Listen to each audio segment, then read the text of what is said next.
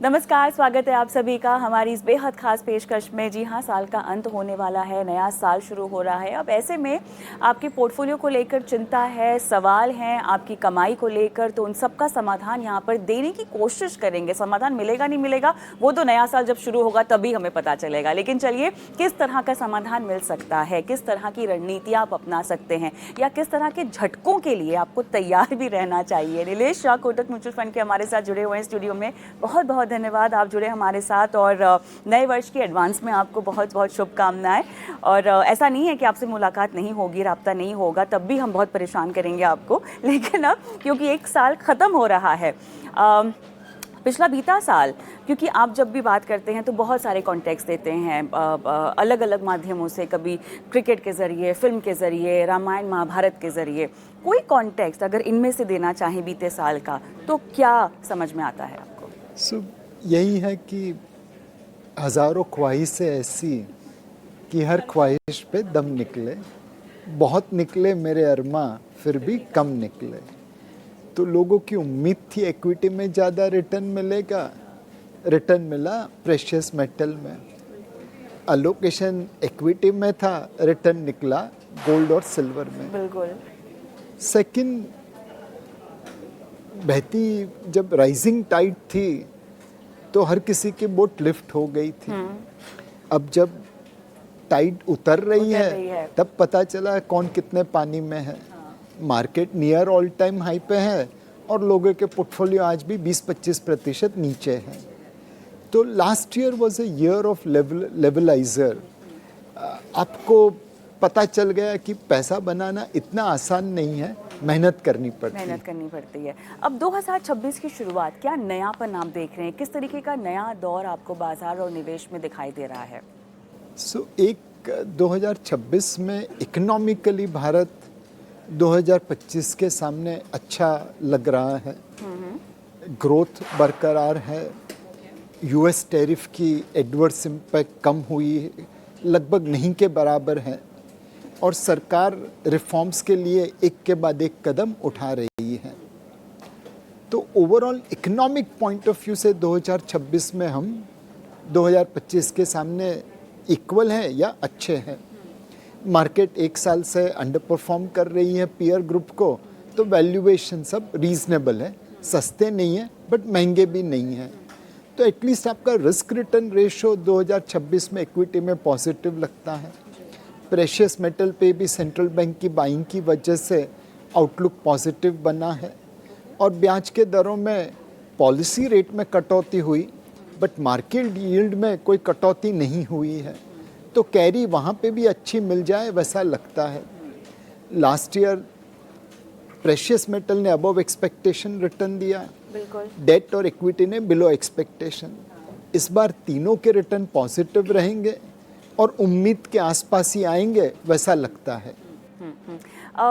भारतीयों की बात करती हूँ, हम भारत की बात कर रहे हैं, और एक ट्रेंड जो कि देखने को मिल रहा है कि वो बेहतर निवेशक बन रहे हैं, और इनकम टैक्स जो बजट में अनाउंस हुआ, जो अधिक पैसा लोगों के हाथ में आया, जीएसटी महाबचत उत्सव की शुरुआत हुई नवरात्रि के आसपास, वहाँ पर हमने देखा कि कंजम्पशन को एक नई लाइफ लाइन मिलती हुई दिखाई दी। अब इसका एक लैग्ड इफेक्ट जिसका हम सबको इंतज़ार है, कितना आप आता हुआ देख रहे हैं बाजार के लिहाज से, कंपनियों के लिहाज से, और वो भारतीय निवेशक की जेब जहाँ से निवेश का पैसा भी जा रहा है, खर्च का पैसा भी जा रहा है। अच्छा, हाउस होल्ड सेविंग्स हम देख रहे हैं कि कई दशक के लो पर भी पहुंची हुई है, लोगों ने लोन लेकर निवेश भी किया है।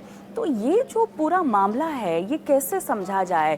भारतीय इंसान निवेश और खर्च के मामले में कैसे आगे बढ़ रहा है? अगेन, अगर आप 2008 कोविड क्राइसिस से आज को देखें तो household debt as a percentage of GDP कम हुआ है। राइट। और इसमें तो हमने हाउस होल्ड वेल्थ को ऐड ही नहीं किया है।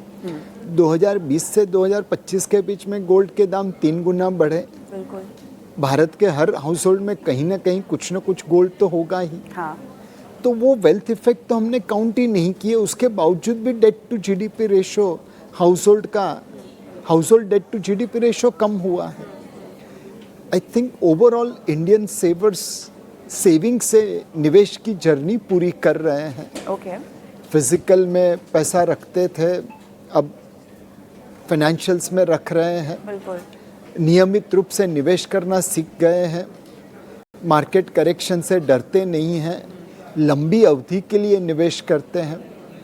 और अभी भी मतलब कुछ लोग टिप के भरोसे पे ट्रेडिंग जरूर करते हैं, हाँ। बट बहुत सारे लोग उसे इग्नोर भी कर देते हैं। जो एक बबल होता था, यूफोरिया होता था, इस प्रकार की घटनाएं अब बहुत सीमित हो रही हैं।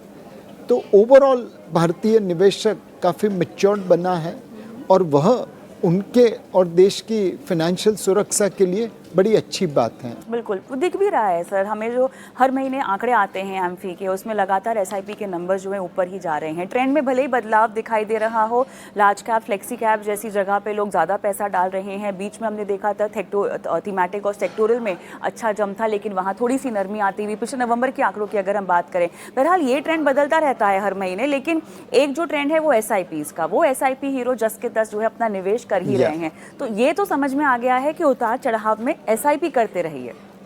एक वर्ड ऑफ माउथ पब्लिसिटी है। 25-30 साल लोगों ने जो एसआईपी की है, उनका अनुभव काफ़ी अच्छा रहा है। तो वह लोग अपने रिश्तेदारों को, बाल बच्चों को कहते हैं कि भाई एसआईपी करिए। जी। सेकंड चीज, आपके पास ऑप्शंस भी क्या है।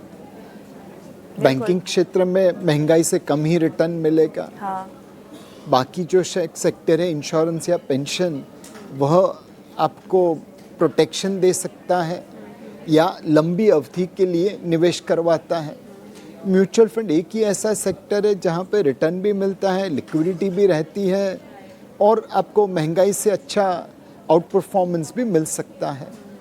तो ओवरऑल मुझे तो यही लगता है कि यह ट्रेंड एसआईपी का चलता रहेगा। ओके। एक और चीज़ जो बहुत अच्छी हुई है वो डिजिटाइजेशन है। प्लेटफॉर्म्स ने म्यूचुअल फंड सही है, घर घर को पहुंचा दिया है। आप बड़ी आसानी से निवेश कर सकते हैं। तो मेरे हिसाब से that digitization of reach, convenience has really exploded SIP. बिल्कुल, लेकिन अब ये मोमेंटम बरकरार रहे, ये हम कह सकते हैं, ये आपको लगता है? क्योंकि ये पूरा साल आपने खुद कहा कि लेवलाइजर रहा है, बहुत लोगों को बहुत तरह की नई चाल समझ में आई है बाजार की, खासतौर से जो नए तरीके के निवेशक हैं वो डिस्करेज भी बहुत जल्दी हो जाते हैं। जैसे कि इनकरेज तो होते हैं कि अच्छा देखा देखी में उसने लिया तो हम भी ले लेते हैं, लेकिन साथ ही उसको घाटा हुआ तो मुझे भी हो सकता है, ये भी एक माइंडसेट है। सी डेफिनेटली ऐसा माइंडसेट तो रहेगा। ओके। बट आज की तारीख में ऐसे बहुत सारे डिस्ट्रीब्यूटर हैं जो आपको हाथ पकड़ के चलना सिखा सकते हैं। राइट। ऐसे बहुत सारे बुजुर्ग हैं जिन्होंने मार्केट के उतार चढ़ाव को देखा है, वह भी उन्हें गाइड कर सकते हैं। ईटी नाउ स्वदेश जैसी चैनल भी है जहाँ पे वो सोच के, समझ के, सुन के ये तय कर सकता है कि लंबी अवधि के लिए निवेश करना जरूरी है। बिल्कुल। तो कुछ लोग गलतियां जरूर करेंगे और उसमें से सीखेंगे, बाकी लोग दूसरे के अनुभव से सीख लेंगे। एसआईपी अब भारतीय हाउस होल्ड का एक अभिन्न हिस्सा बन चुका है। बिल्कुल। भारतीय बाजार की बात करती हूँ, अलग अलग सेक्टर्स की बात करती हूँ। इस पूरे बीते साल में जो हमें ग्लोबल हेडविंड्स का असर पड़ते हुए देखा है हमने, अब कहीं ना कहीं भारत की ग्रोथ स्टोरी पर और ज़्यादा विश्वास करने का वक्त आ गया है।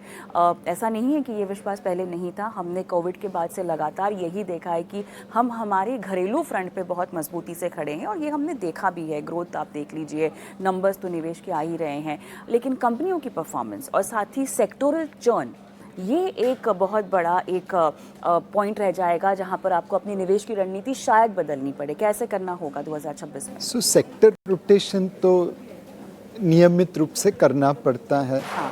बिकॉज मार्केट का नियम है, जब बुलिश हो जाता है तो ओवरली बुलिश होता है, जब बेरिश होता है तो ओवरली बेरिश होता है। बहुत कम बार ऐसा होगा कि न इधर ना उधर, बीच में ही पेंडुलम खड़ा रहे। मार्केट पेंडुलम की तरह है, कभी बुलिश जोन में, कभी बेरिश जोन में, न्यूट्रल जोन में वो खड़ा नहीं रहेगा। एंड एक मतलब अलग अलग प्रकार के फंड भी है म्यूचुअल फंड में, जैसे बिजनेस साइकिल फंड एक है, उसमें फंड मैनेजर सेक्टर रोटेशन करता रहता है। आप भी सेक्टर रोटेशन खुद कर सकते हैं, बट हर बार आप सेक्टर रोटेट करेंगे टैक्स भरना पड़ेगा, फंड में वो है नहीं। दूसरा, आपका कॉल उतना ही सही जाएगा, उससे कम सही जाएगा कंपेयर टू फंड मैनेजर। तो अगर उसके कॉल आपसे सही हो और टैक्स नहीं भरना पड़े तो बिजनेस साइकिल में आपका मुनाफा ज़्यादा बनेगा, उसमें कोई दो राह नहीं है। तो सेक्टर रोटेशन अगर कैप्चर करना है तो बिजनेस साइकिल टाइप के फंड आपके लिए बहुत उपयुक्त रहेंगे। ओके, लेकिन आपकी हाउस कॉल्स क्या होंगी सेक्टर पर, क्या चलने लायक है? सो एक, सरकार लोगों की जेब में पैसा रख रही है, टैक्स पेयर्स हो, कंज्यूमर्स हो, बोरोवर्स हो, स्पेक्यूलेटर्स हो, गवर्नमेंट एम्प्लॉयज़ हो। अब ये पैसा विदेशी चीज़ों पे खर्च होगा तो भारत की इकोनॉमी को कोई फ़ायदा नहीं, स्वदेशी चीज़ों पे खर्च होगा तो भारतीय इकोनॉमी अच्छी तरह से चलेगी। Right. And consumer discretionary space पे लगता है कि आने वाले समय में आउट परफॉर्मेंस मिलना चाहिए। ओके। रोटी कपड़ा तो लोगों का सॉल्व हो गया है मोटा Right. मोटा। अब लोग education, health care, travel, tourism, home improvement, ये सब चीज़ों पे खर्चा करेंगे। बिल्कुल। Banking and financial services sector एक आध क्वार्टर थोड़ा प्रेशर में रहेगा, बट उसके बाद वो भी अच्छा करे वैसा लगता है। सरकार इंफ्रास्ट्रक्चर पे खर्चा करती रहेगी तो सीमेंट सेक्टर भी अच्छा लगता है। तो consumer discretionary, banking and cement, ये सारे सेक्टर अच्छे लगते हैं market out performance point of view से। ओके। थोड़ा सा जब भी कोई नया निवेशक आना चाहता है बाजार में तो हम कहते हैं कि आप म्यूचुअल फंड के जरिए पहले निवेश करके देखिए, डायरेक्ट स्टॉक खरीदने की बजाय, क्योंकि समझना बहुत ज़रूरी है। अच्छा, उसमें भी हम कहते हैं कि आप शुरुआत लार्ज कैप से कीजिए, क्योंकि आपको अपने शुरुआत करनी है तो अच्छी कंपनियों के साथ कीजिए, अच्छे फंड के साथ कीजिए। अब वो नैरेटिव क्या बदल रहा है, इसीलिए पूछ रही हूँ क्योंकि मिड कैप स्मॉल कैप की कहानी बदल गई है। एक दौर था जहाँ पर हम कहते थे कि अच्छा नहीं, थोड़ा सा दूर रहिए, इंडेक्स फंड से शुरुआत कीजिए, लार्ज कैप से शुरुआत कीजिए, भले ही अभी भी वो सलाह हो, लेकिन क्या इग्नोर कर सकते हैं फिलहाल के लिए मिड कैप स्मॉल कैप को, या वो नहीं करना चाहिए, वो कोर पोर्टफोलियो का हिस्सा है? आपके पास अगर रिस्क एपेटाइट है तो स्मॉल कैप मिड कैप क्यों इग्नोर करेंगे? राइट। आप उन्हें तब इग्नोर करेंगे जब रिस्क एडजस्टेड रिटर्न कम हो जाए। आज की तारीख में हमें लगता है कि एक मिड कैप्स अगले साल मार्केट को आउट परफॉर्म करने चाहिए। ओके। उनके बाद लार्ज कैप होंगे और स्मॉल कैप शायद मार्केट को अंडर परफॉर्म कर दें। ओके। इसका रीज़न ये है कि मिड कैप्स और लार्ज कैप में अर्निंग्स ग्रोथ आ रही है Okay. और वैल्यूएशन अपनी हिस्टोरिकल एवरेज के आसपास है। स्मॉल कैप में अर्निंग्स ग्रोथ थोड़ा दबा है और वैल्यूएशन हिस्टोरिकल एवरेज से काफ़ी प्रीमियम के ऊपर है। ओके। तो मुझे लगता है कि अगर आपकी रिस्क एपेटाइट परमिट करती है तो मिड कैप्स लार्ज कैप में ज़रूर निवेश करिए, ओवरवेट रहिए, स्मॉल कैप में थोड़ा अंडरवेट रहिए। आईपीओ की बाहर में कितना घूम हो जाना चाहिए? हर कंपनी को ऐसे इवैल्यूएट करिए जैसे आपको वहाँ पे लंबे समय के लिए निवेश करना है। हाँ। सेकेंडरी मार्केट या आईपीओ में कोई फ़र्क नहीं है। एंड ग्रे मार्केट प्रीमियम क्या पब्लिश होता है उसके हिसाब से आईपीओ में निवेश मत करिए। हाँ। वो अनरेगुलेटेड मार्केट है, उसके आउटकम के ऊपर हम उतना विश्वास नहीं रख सकते। बट आईपीओ में भी आप निवेश कर सकते हैं। बड़ी बड़ी अच्छी कंपनी आ रही है। सेबी एटलीस्ट ये इंश्योर कर रहा है कि क्वालिटी बिजनेस ही बाहर के आए, आईपीओ के लिए आए, कोई कचरा बिजनेस नहीं आ जाए। वैल्यूएशन आपको सोच समझ के निवेश करना पड़ेगा। भारत की हम बात करें, क्या ये समय है कि अपने पोर्टफोलियो में आप विदेशी इकोनॉमीज को भी देखें? डाइवर्सिफिकेशन तो होना ही चाहिए, लेकिन क्या हैवी जा सकते हैं? डेफिनेटली, बिकॉज आपके 3 नेबर है जिसके साथ आपके रिश्ते पता है। हाँ। तो जोग्राफिकल डाइवर्सिफिकेशन करना बहुत ज़रूरी है।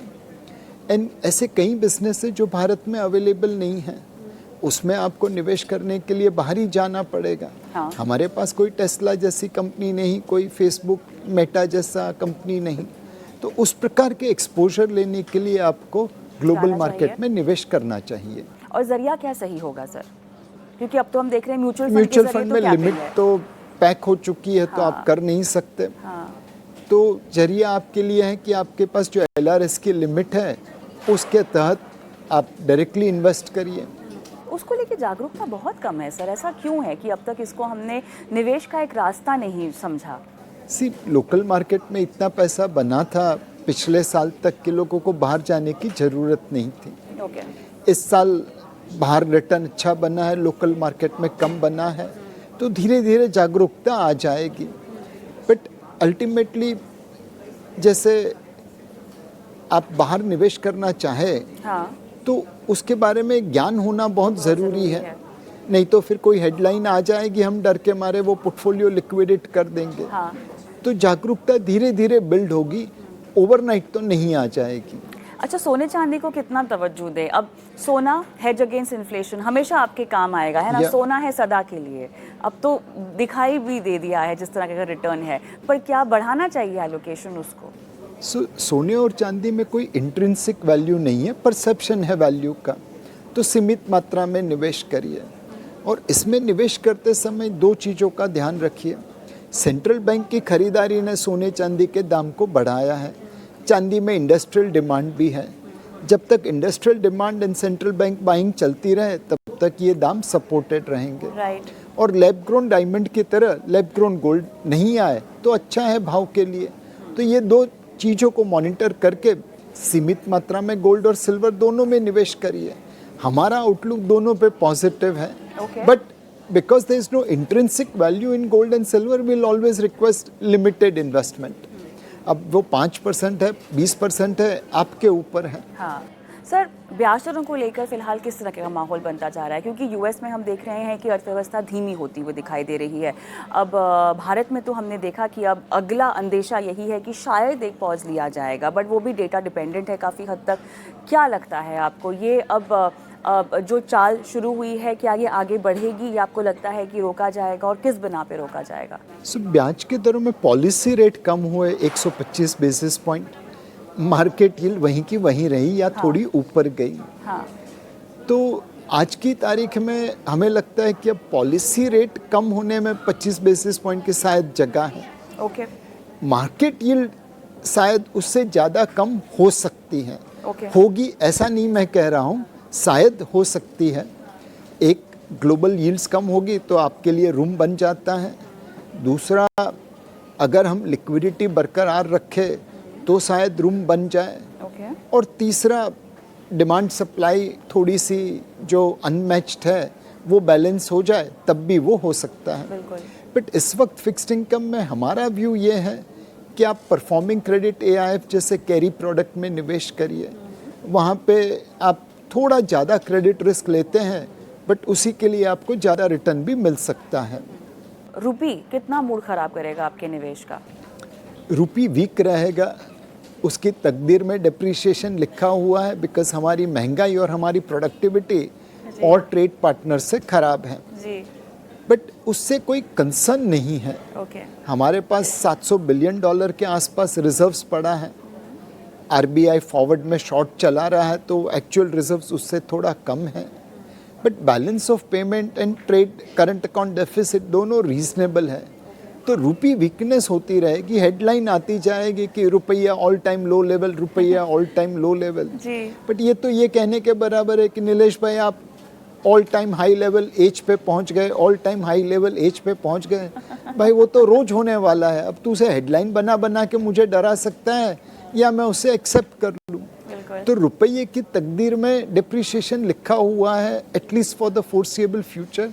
तो हेडलाइन से आप मत डरिए। ये बहुत इंपॉर्टेंट बात आपने कही, और इनफैक्ट अपनी रणनीति को दुरुस्त कीजिए जिसके वजह पे आपको आगे बढ़ना है। बट हैविंग सेड दैट, अब यहाँ पर जो ग्लोबली माहौल बन रहा है, हम अपनी अर्थव्यवस्था की भी अगर हम बात करें, बजट एक बहुत इंपॉर्टेंट इवेंट रहेगा, उससे भी काफ़ी हद तक हम देखते हैं कि क्या मूड माहौल बाजार का बनता हुआ दिखाई दे।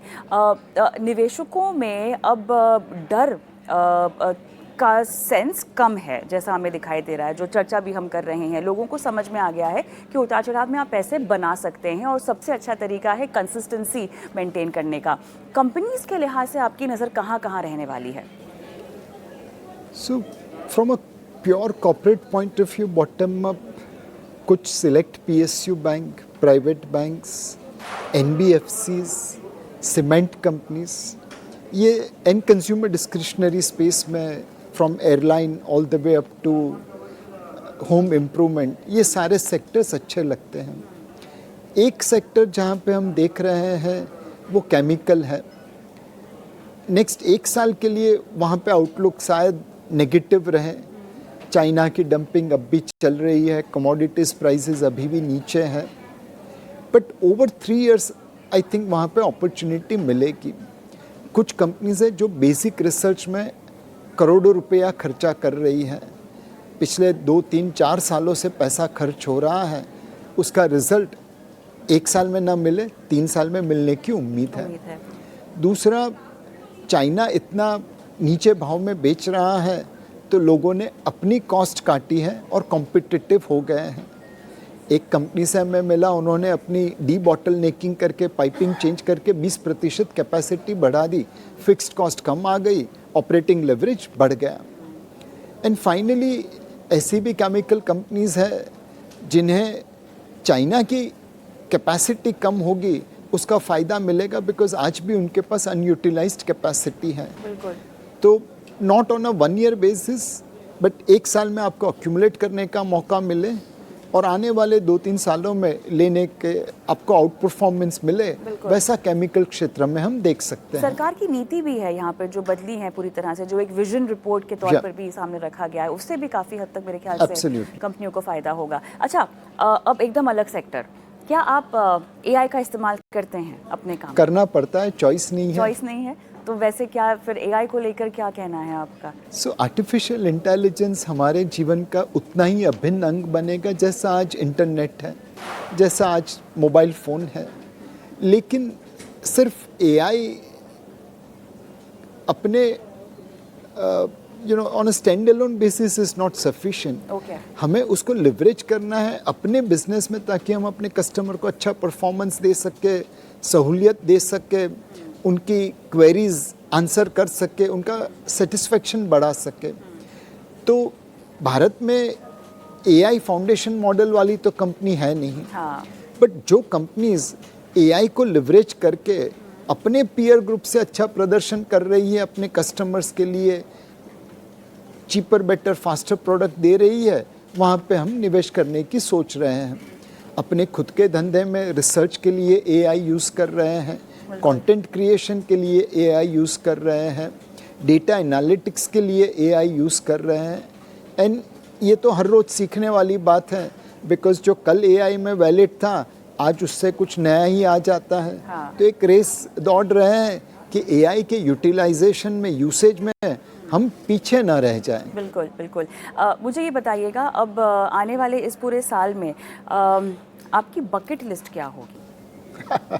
आपकी निजी बकेट लिस्ट चाहती हूँ मैं, इन्वेस्टर वाली नहीं। कल से आज का नीलेशा बेहतर बने, रोज बने। शौक क्या है सर आपके? जो काम करता हूँ वही एंजॉय कर रहा हूँ। अलावा सर कुछ तो पढ़ना, लिखना, घूमना फिरना, खाना पीना। गुज्जू भाई के लिए खाना शौक नहीं है, खाना उसके लिए जीवन है, बट फिर वो दिखने लगता है। पढ़ाई लिखाई बचपन से कर रहा हूँ और उसी की बदौलत यहाँ पे पहुँचा हूँ, तो उसे भी मैं शौक नहीं मानता, उसे भी मैं जीवन का एक अभिन्न अंग मानता हूँ। वो तो है। बट फोकस यही करना चाहिए कि आप कल से आज और बेहतर बने। और अपना पोर्टफोलियो आप कैसे मैनेज कर रहे हैं, आपका निजी पोर्टफोलियो? मेरा एकदम सिंपल चीज़ है, जो मैं लोगों को कहता हूँ वही कर रहा हूँ।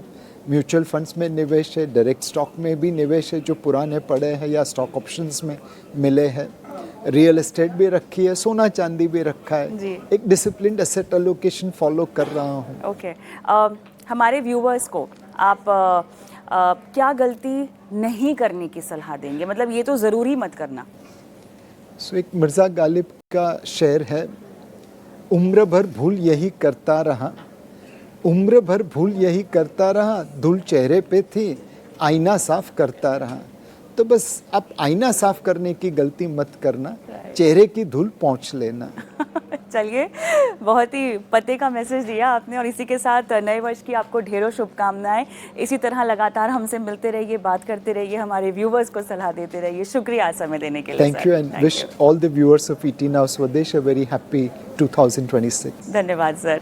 और इसी के साथ इस पेशकश को हम यही समाप्त करते हैं, लेकिन हाँ, आपके लिए बहुत सारी ऐसी बातें जो ध्यान में रखनी है, और नए साल का जो आगाज़ है वो शुभ हो और मुनाफे के साथ हो। इसी संदेश के साथ इस चर्चा को मैं यहीं समाप्त करती हूँ। नमस्कार।